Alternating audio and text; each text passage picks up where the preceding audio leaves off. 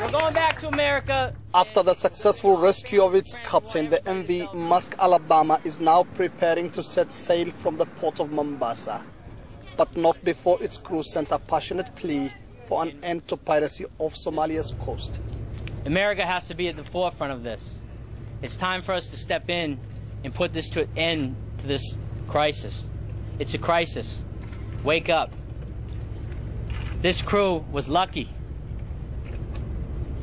to be out of it with every one of us alive.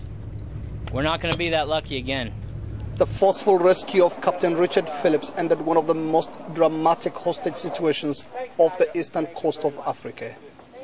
It also ended an anxious 5-day wait for his crew. 3 of the pirates holding him were killed.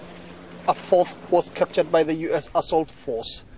To his colleagues, Richard Phillips is a hero. I just got off the phone with our captain, Richard Phillips, for the first time, and it was an extremely emotional experience for all of us to actually hear his voice and to hear the condition he was in.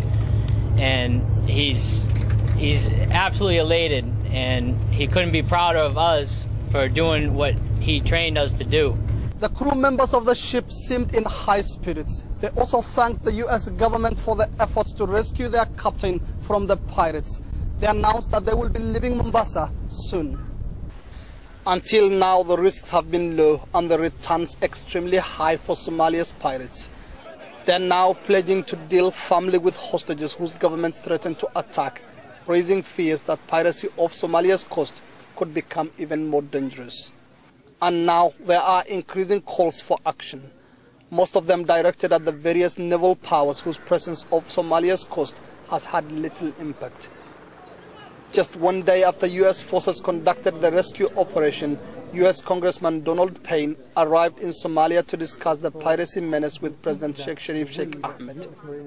For now, there is little Somalia can contribute in the fight against piracy. The country's weak government is unable to tackle insecurity in the capital, let alone the rest of the country. And as long as the chaos continues on land, it would be difficult to secure Somalia's seas. Mohammed Adu, Al Jazeera, Mombasa, Kenya.